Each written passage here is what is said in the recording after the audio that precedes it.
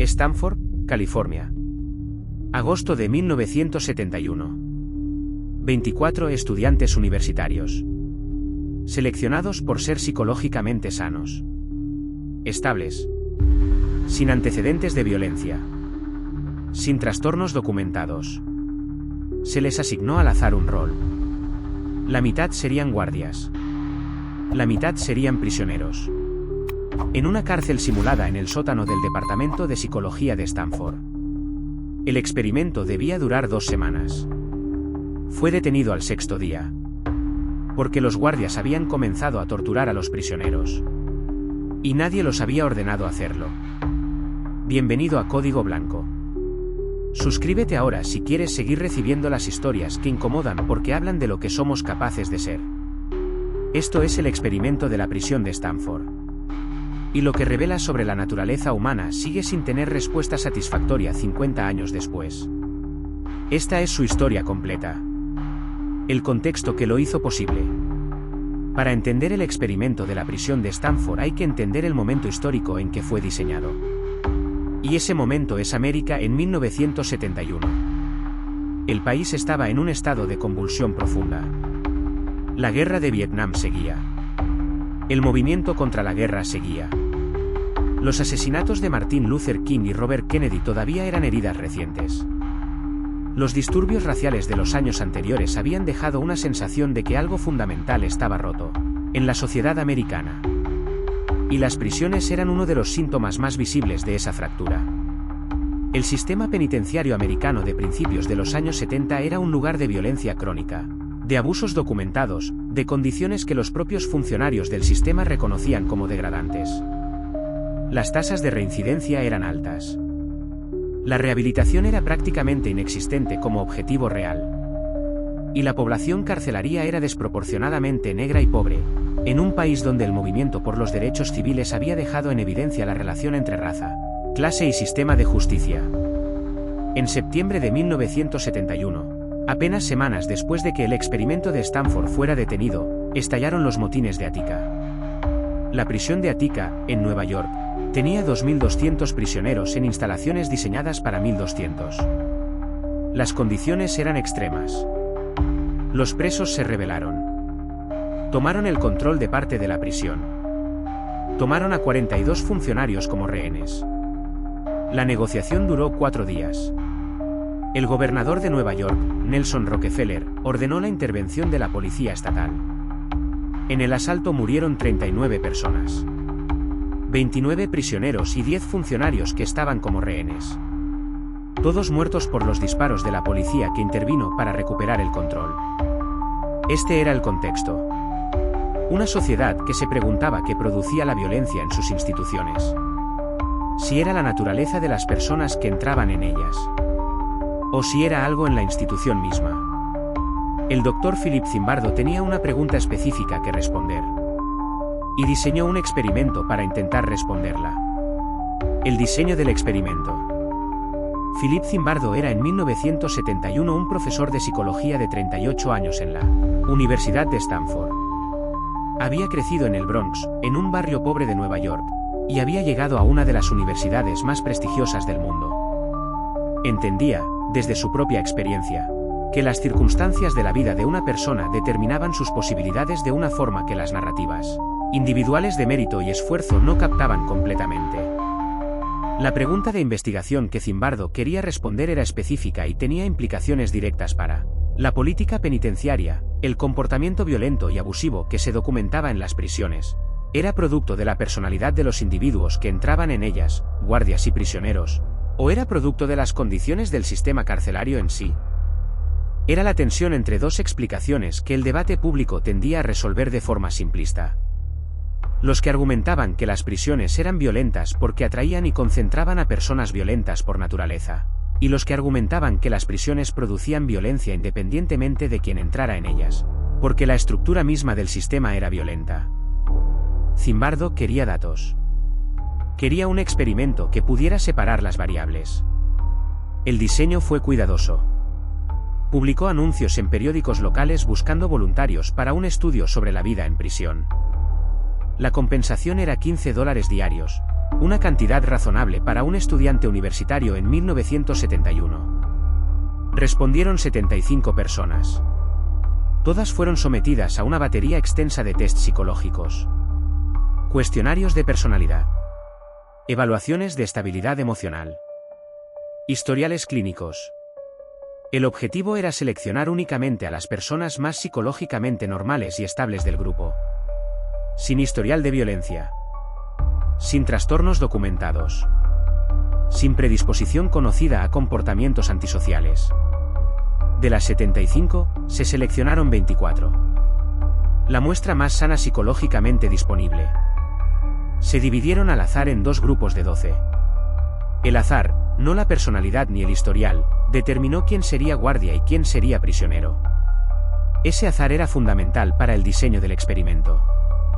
Si los grupos hubieran sido asignados por algún criterio de personalidad, los resultados no podrían atribuirse a la situación sino a las características previas de los individuos. La prisión fue construida en el sótano del Departamento de Psicología de Stanford. 3 celdas de aproximadamente 2 metros por 3.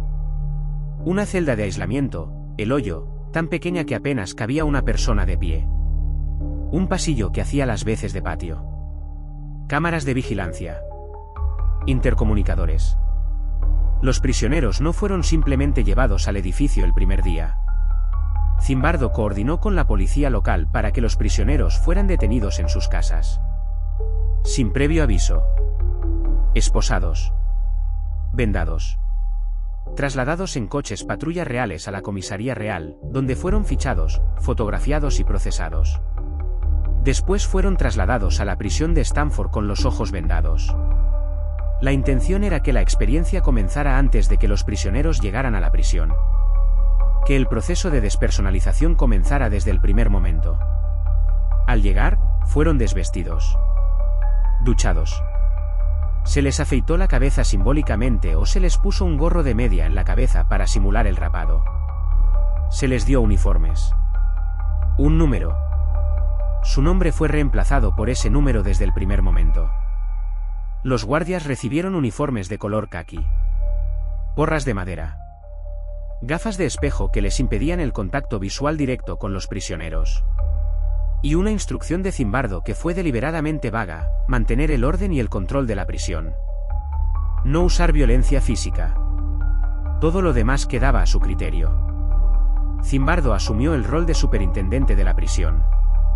Tenía un colaborador que hacía las veces de director. Y un consultor, un exconvicto que había cumplido 17 años de prisión, que les ayudó a diseñar el ambiente con autenticidad.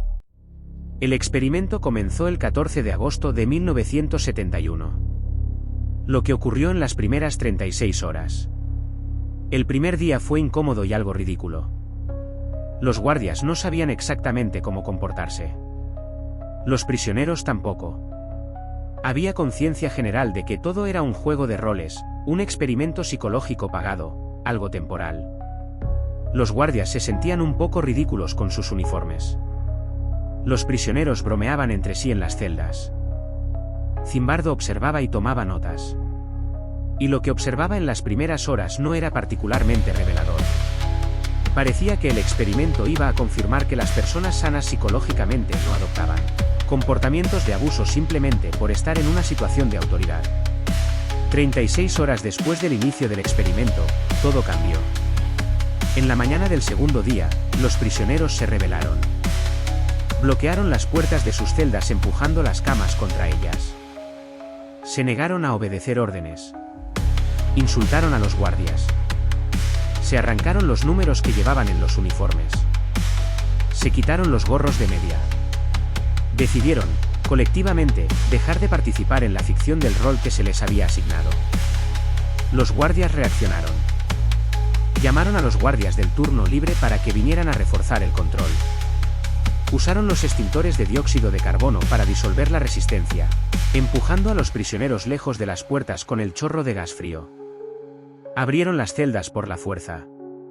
Desnudaron a los prisioneros rebeldes. Retiraron las camas de las celdas. Pusieron en confinamiento solitario en el hoyo a los que habían liderado la rebelión. Y comenzaron algo que ningún protocolo del experimento había diseñado ni ordenado. Un sistema sistemático de humillaciones y degradaciones como herramienta de control. A los prisioneros considerados problemáticos se les ponían en la celda privilegiada, la mejor de las tres, con mejores condiciones. A los que obedecían se les daban privilegios. A los que resistían se les quitaban. Se creó artificialmente una división entre los prisioneros que empezó a generar desconfianza entre ellos. Los prisioneros privilegiados comenzaron a sospechar unos de otros. La solidaridad de la primera rebelión se fragmentó. Los guardias organizaron recuentos a las 2 de la madrugada. A las 4 de la madrugada. No porque hubiera ninguna razón operacional para hacerlo, sino porque podían. Porque era una forma de recordar a los prisioneros, en el momento más vulnerable, que el control era total. Obligaban a los prisioneros a hacer flexiones, a cantar canciones, a insultarse los unos a los otros, a decir sus números en voz alta una y otra vez. Pequeñas humillaciones diseñadas no para obtener nada concreto sino para establecer y reforzar la diferencia de poder. Ningún investigador ordenó nada de esto. Ningún protocolo lo indicaba. Los guardias lo desarrollaron solos, orgánicamente, en menos de 48 horas. El colapso de los prisioneros. Al tercer día del experimento, uno de los prisioneros comenzó a mostrar signos de desestabilización emocional grave. Llanto incontrolable. Rabia desorientada. Incapacidad de comunicarse con coherencia. Zimbardo y su equipo tuvieron que sacarlo del experimento. Después llegaron 3 más con síntomas similares. Uno desarrolló una erupción psicosomática en todo el cuerpo como respuesta al estrés. Otro comenzó a comportarse de formas que los investigadores no podían distinguir de una crisis psicológica genuina. Cuando salían del experimento, los investigadores les decían que estaban fuera, que el experimento había terminado para ellos, que podían relajarse. Y algunos de ellos tardaban en creerlo. Habían interiorizado la situación de una forma que hacía que la información de que era un experimento no procesaran inmediatamente como liberadora. Los prisioneros que se quedaron comenzaron a usar el lenguaje del sistema. Se referían a sí mismos por sus números. Hablaban de los guardias en los términos que los guardias habían establecido. Habían comenzado a internalizar la estructura de poder de la prisión simulada. Y los guardias también habían cambiado. Los que en el primer día se habían sentido ridículos con sus uniformes ahora ocupaban sus roles con una soltura que preocupaba a los observadores. Había guardias que seguían siendo relativamente benignos. Había guardias que eran activamente crueles. Y había guardias que eran pasivos ante la crueldad de los otros, que observaban los abusos y no intervenían. Esa tripartición, los activamente crueles, los benignos que miraban hacia otro lado, y los que eran simplemente crueles sin drama ni entusiasmo, se convertiría en uno de los datos más citados del experimento. Porque replicaba con exactitud la distribución que se observa en sistemas de abuso reales. Y Zimbardo, que observaba todo desde su rol de superintendente, había también perdido algo de perspectiva. Había comenzado a preocuparse por mantener el control de la prisión como objetivo en sí mismo. A pensar en los problemas del experimento como un administrador piensa en los problemas de su institución, no como un científico piensa en los datos de su estudio. Esta contaminación del rol de investigador por el rol que había asumido en el experimento sería uno de los aspectos más criticados y más reveladores de todo el proceso. La persona que lo detuvo. El experimento fue detenido al 6º día. No por decisión autónoma de Zimbardo. Por la intervención de alguien que llegó desde fuera del sistema. Cristina Maslach era psicóloga. Era la exnovia de Zimbardo. Llegó a Stanford a visitar el experimento el 5º día, cuando los investigadores estaban evaluando si continuarlo o no a pesar de las bajas. Lo que Maslach vio cuando entró al sótano del departamento de psicología la perturbó profundamente. Prisioneros con bolsas en la cabeza siendo trasladados al baño por guardias que los empujaban. El ambiente de degradación sistemática. La normalidad con que todos, guardias, prisioneros e investigadores, habían aceptado las condiciones. Salió del sótano y le dijo a Zimbardo, con la claridad que da el estar fuera del sistema, algo que ninguno de los que llevaban 6 días dentro había sido capaz de decir. Lo que estáis haciendo a esos chicos está mal. Zimbardo recuerda haber reaccionado inicialmente con irritación. Con la irritación de alguien a quien interrumpen en medio de algo importante. Después, con la distancia que da recordarlo décadas después, reconoce que esa irritación era en sí misma parte del problema. Que había perdido la perspectiva de investigador. Que estaba dentro del sistema de la misma forma que todos los demás. Esa noche tomó la decisión. Al día siguiente, el sexto, el experimento fue detenido.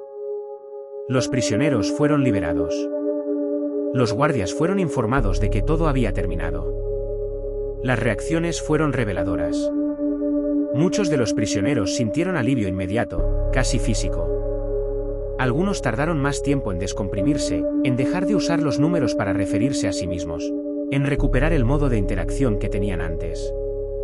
Varios de los guardias manifestaron, en las entrevistas posteriores, algo que sorprendió a los investigadores. Decepción.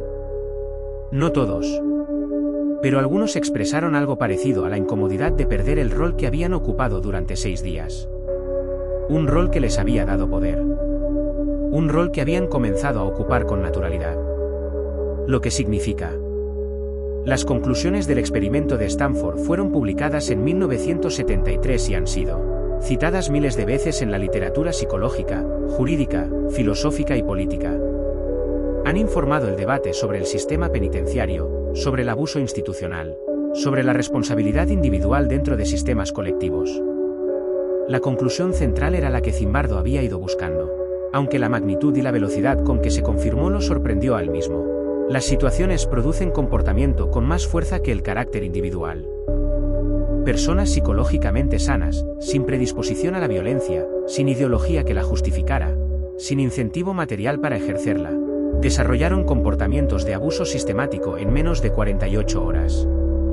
Simplemente porque tenían el poder y el sistema les daba permiso implícito para usarlo. La implicación es perturbadora en su alcance. Porque si aceptamos la premisa del experimento, el marco en que evaluamos el comportamiento humano tiene que cambiar radicalmente. Tendemos a explicar los abusos institucionales con teorías individuales. Los guardias de los campos de concentración eran sádicos por naturaleza. Los torturadores de Abu Ghraib eran personas con problemas psicológicos. Los funcionarios que colaboran con sistemas represivos son cobardes o corruptos de forma inherente. Explicaciones que colocan el origen del mal en los individuos. Que eximen al sistema de responsabilidad. El experimento de Stanford, con todos sus defectos metodológicos, sugiere que esa explicación es insuficiente. Que el sistema mismo, la estructura de poder, los roles asignados, la presencia o ausencia de supervisión, la deshumanización del otro como categoría institucional, tiene una capacidad de producir comportamientos abusivos en personas ordinarias que no puede explicarse por la psicología individual de esas personas. Lo que el experimento pregunta, en su forma más incómoda, es la siguiente. Si 24 estudiantes universitarios psicológicamente sanos de Stanford necesitaron menos de 48 horas para desarrollar comportamientos de abuso, ¿cuánto tiempo necesitan personas sometidas a estructuras institucionales mucho más coercitivas, durante meses o años, sin salida posible, con normalización social de los comportamientos que producen? No es una pregunta abstracta. Es una pregunta sobre Abu Ghraib, sobre Guantánamo, sobre cualquier sistema de detención en cualquier lugar del mundo donde los controles externos son insuficientes, sobre cualquier institución con estructuras de poder muy desiguales y ausencia de rendición de cuentas. Las críticas y lo que revelan. En 2018, el periodista Ben Bloom publicó una investigación que cuestionaba aspectos metodológicos fundamentales del experimento de Stanford. La investigación fue posible gracias a la desclasificación de grabaciones de audio que los investigadores habían realizado durante el experimento y que hasta entonces no habían sido accesibles para investigadores externos. Lo que Bloom encontró en esas grabaciones y en entrevistas con participantes que nunca habían hablado públicamente era incómodo para la narrativa establecida del experimento. Varios de los guardias recordaban haber recibido instrucciones más específicas de lo que los relatos del experimento habían reconocido. Instrucciones de los investigadores para ser duros, para no mostrar amabilidad, para mantener el control a cualquier precio. Instrucciones que contradecían la narrativa de que los comportamientos abusivos habían emergido completamente de forma espontánea de la situación. Uno de los guardias que había sido particularmente cruel durante el experimento, un hombre llamado Dave Selman, Describió en entrevistas posteriores haber adoptado deliberadamente el personaje de un guardia de película, el malo de una historia carcelaria, y haber escalado progresivamente su comportamiento porque sentía que eso era lo que el experimento necesitaba. Que estaba, en cierta forma, actuando lo que percibía que los investigadores querían ver. Esto complicaba la narrativa de forma significativa. Si los guardias no actuaban espontáneamente sino respondiendo a señales de los investigadores sobre qué comportamientos eran esperados o deseados, las conclusiones sobre el poder de la situación para producir comportamientos abusivos se debilitaban considerablemente. El propio Zimbardo, en los años posteriores a la publicación de la investigación de Bloom, reconoció fallos metodológicos que anteriormente no había admitido con tanta claridad. El problema de su doble rol como investigador y superintendente de la prisión era real y había contaminado los resultados. No había detenido el experimento antes porque él también había perdido la objetividad. Pero aquí está la cosa importante sobre estas críticas. No eliminan el valor ni la relevancia del experimento. Lo complican. Y al complicarlo, lo hacen más interesante, no menos. Porque si los guardias necesitaron instrucciones específicas para comportarse como se comportaron, si necesitaron señales de los investigadores sobre qué era esperado, la pregunta que queda sobre la mesa sigue siendo enormemente relevante: ¿por qué siguieron esas instrucciones? ¿Por qué ninguno de los 12 guardias dijo en ningún momento que no, que esto ha ido demasiado lejos, que no estoy dispuesto a seguir? ¿Por qué normalizaron progresivamente comportamientos que ninguno de ellos habría considerado aceptables si le hubieran preguntado antes del experimento? La respuesta a esa pregunta sigue apuntando en la misma dirección que la conclusión original del experimento. Hacia el poder de la situación, del rol, de la autoridad y del contexto institucional para redefinir lo que una persona considera normal y aceptable. El experimento Milgram. El experimento de Stanford no estaba solo. Era parte de una conversación más amplia que la psicología social estaba teniendo sobre el comportamiento humano en situaciones de autoridad y jerarquía. 10 años antes, en 1961, el psicólogo Stanley Milgram de la Universidad de Yale había diseñado un experimento diferente con una pregunta relacionada. Milgram había crecido en el Bronx. Había conocido a Philip Zimbardo en el instituto. Y en 1961, mientras el mundo seguía el juicio de Adolf Eichmann en Jerusalén, Milgram estaba pensando en la misma pregunta que el juicio planteaba. Eichmann era el funcionario nazi que había organizado la logística del Holocausto. La deportación sistemática de millones de personas a los campos de exterminio. Un hombre que en el juicio se presentó no como un fanático ideológico sino como un burócrata que había seguido órdenes, que había hecho su trabajo dentro del sistema que lo rodeaba. Hannah Arendt cubrió el juicio para The New Yorker y acuñó una de las frases más citadas del siglo XX: la banalidad del mal. La idea de que Eichmann no era un monstruo excepcional sino un hombre ordinario que había dejado de pensar de forma independiente y había ejecutado órdenes dentro de un sistema sin cuestionar su significado moral. Milgram quería saber si eso era cierto. Si la obediencia a la autoridad era tan poderosa que personas ordinarias podían participar en actos de gran crueldad simplemente porque alguien con autoridad les decía que lo hicieran. El diseño del experimento era ingenioso.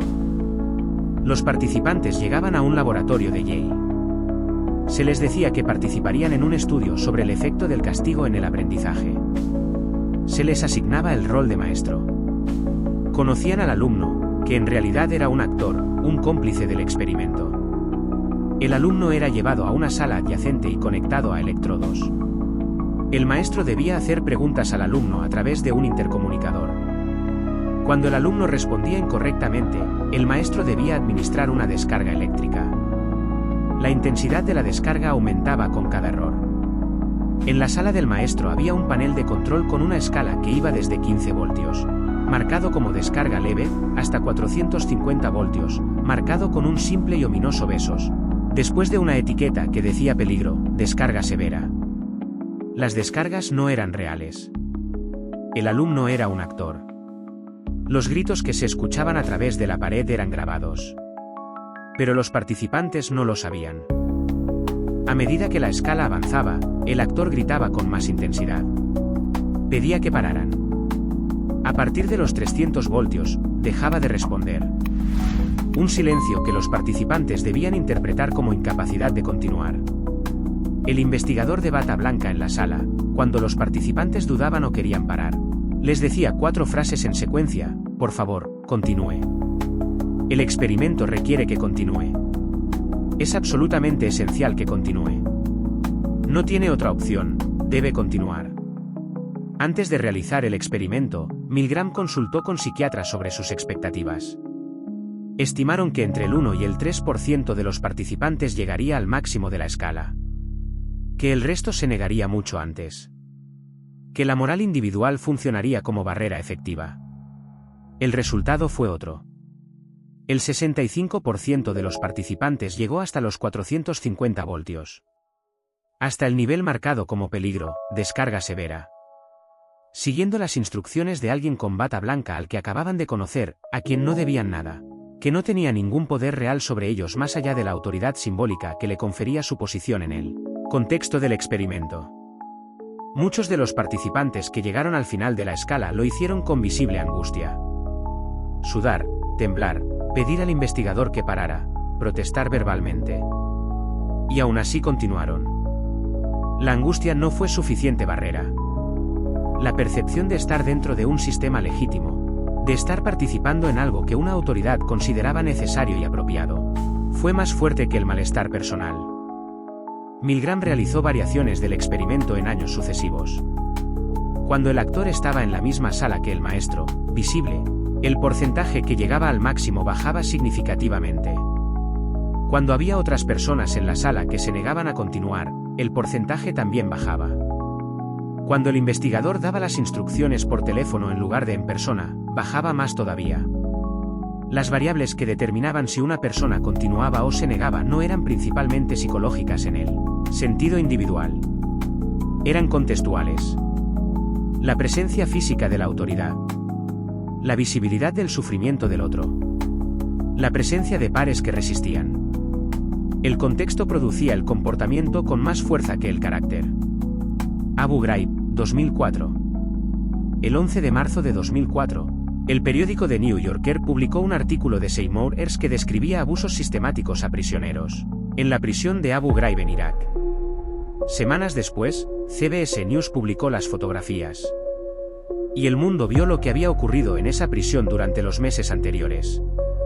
Las imágenes eran perturbadoras no solo por lo que mostraban sino por cómo lo mostraban. Prisioneros iraquíes desnudos, apilados unos sobre otros en posiciones humillantes. Prisioneros con capuchas en la cabeza conectados a cables en posiciones de estrés. Prisioneros siendo paseados con correas como perros. Y los soldados americanos en las fotografías sonriendo. Haciendo gestos con el pulgar arriba. Posando junto a los detenidos como si fueran trofeos. La respuesta inmediata del gobierno americano siguió el guión que el experimento de Stanford y el experimento de Milgram habían predicho que seguiría.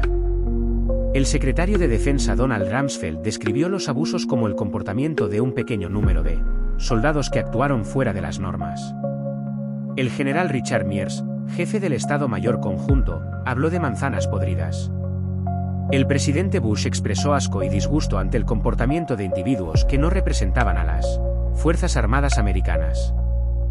La narrativa de las manzanas podridas es la más antigua y más conveniente de las explicaciones para el abuso institucional, porque desplaza la responsabilidad del sistema hacia los individuos. Porque permite que la institución se presente como víctima del comportamiento de algunos de sus miembros en lugar de como el contexto que produjo ese comportamiento. Philip Zimbardo fue llamado como testigo experto en el juicio del sargento Chip Frederick, uno de los soldados acusados y condenados por los abusos de Abu Ghraib. Zimbardo revisó en detalle las condiciones en que Frederick y los otros soldados habían operado en Abu Ghraib. Las condiciones eran extraordinariamente similares a las que él había creado en el sótano de Stanford 33 años antes. Ausencia de supervisión efectiva. Cadena de mando confusa donde los soldados no tenían claro quién daba las órdenes y qué estaba permitido. Presión de las agencias de inteligencia para obtener información de los prisioneros. Deshumanización sistemática de los detenidos como categoría, como enemigos combatientes sin derechos, como objetos de interrogatorio más que como personas. Turnos de trabajo extenuantes en condiciones de estrés extremo. Y la misma dinámica que Stanford había producido en 6 días, Un sistema donde el poder sobre otros estaba disponible y donde la ausencia de límites claros y de consecuencias inmediatas creaba un espacio donde los comportamientos abusivos podían normalizarse progresivamente. Zimbardo argumentó ante el tribunal que Frederick no era una manzana podrida. Era una manzana normal en un barril podrido. El argumento no fue aceptado como exculpatorio. Frederick fue condenado a 8 años de prisión. Cumplió 3. Fue dado de baja con deshonor del ejército. Ningún oficial superior fue juzgado. El general que supervisaba las prisiones en Irak, Hanis Karpinski, fue degradada. Pero no juzgada. Los funcionarios civiles del Departamento de Defensa que habían redefinido los límites del interrogatorio permitido, que habían creado el marco legal que hacía posible tratar a ciertos detenidos de formas que en cualquier otro contexto serían tortura, no enfrentaron ningún proceso judicial. Las manzanas podridas fueron juzgadas. El barril continuó. La pregunta que nadie quiere responder. El experimento de la prisión de Stanford, el experimento de Milgram, Abu Ghraib. 3 puntos de datos en tiempos y contextos distintos. Una línea que apunta consistentemente en la misma dirección. Las situaciones, los sistemas, los roles, las estructuras de poder, producen comportamiento con más fuerza que el carácter individual. Personas ordinarias pueden participar en actos de crueldad cuando el sistema en que operan normaliza esa crueldad, cuando la autoridad lo permite o lo ordena, cuando la víctima ha sido suficientemente deshumanizada como categoría, y cuando las consecuencias de negarse parecen mayores que las consecuencias de participar. Esta conclusión no es una excusa para los individuos que cometen abusos. La responsabilidad individual sigue siendo real. Los guardias de Abu Ghraib eran responsables de sus actos. Los guardias del experimento de Stanford eran responsables de sus actos. La explicación situacional no elimina la responsabilidad individual. La complica. Y al complicarla, exige que la responsabilidad alcance también al sistema que produjo esos actos. Pero aquí está la pregunta que ningún sistema quiere que se formule. Si aceptamos que los sistemas tienen la capacidad de producir comportamientos abusivos en personas ordinarias, ¿qué sistemas nos rodean ahora mismo? ¿Qué estructuras de poder estamos habitando? ¿Qué roles estamos ocupando? ¿Y qué estamos normalizando progresivamente sin ser conscientes de que lo estamos normalizando? No es una pregunta cómoda. Y es exactamente por eso que es la pregunta más importante. Porque los sistemas que producen abuso no se anuncian como tales. No hay un cartel que diga este sistema producirá comportamientos abusivos en sus participantes. El proceso es gradual, incremental, normalizado por pequeños pasos que en cada momento parecen razonables o inevitables dentro de la lógica del sistema. La única forma de resistir esa lógica es conocerla. Entender el mecanismo. Saber que la situación tiene ese poder. Y usar ese conocimiento para crear el tipo de distancia crítica que Christina Maslach tenía cuando entró al sótano de Stanford desde fuera y vio lo que los que llevaban dentro 6 días ya no podían ver. Eso es lo que no quieren que sepas. Porque si lo supieras, preguntarías qué sistemas te rodean ahora mismo. ¿Y qué están haciendo contigo sin que lo notes? Cierre. 6 días. 24 estudiantes sanos. Comportamientos de abuso sistemático en 48 horas. Un investigador que perdió la perspectiva desde dentro. Una mujer que llegó de fuera y vio lo que todos los demás habían normalizado. Y la decisión de parar. Stanford. Milgram. Abu Ghraib. 3 momentos distintos. Una misma pregunta sin respuesta cómoda. El problema no somos los otros. El problema es lo que el sistema puede hacer de cualquiera de nosotros cuando las condiciones son las correctas, cuando la autoridad lo permite, cuando la víctima ha sido suficientemente deshumanizada, y cuando nadie llega desde fuera para decir que lo que está pasando está mal. Eso es lo que no quieren que sepas. Porque si lo supieras, no solo evaluarías el comportamiento de los individuos, evaluarías los sistemas. Y harías preguntas que los sistemas prefieren que no se hagan. Suscríbete a Código Blanco. Activa la campana. El próximo episodio, la conspiración del tabaco. Como las tabacaleras supieron durante 30 años que su producto mataba y pagaron a científicos para que dijeran lo contrario. Con documentos internos. Con nombres. Con fechas. Código blanco. Lo que no quieren que sepas.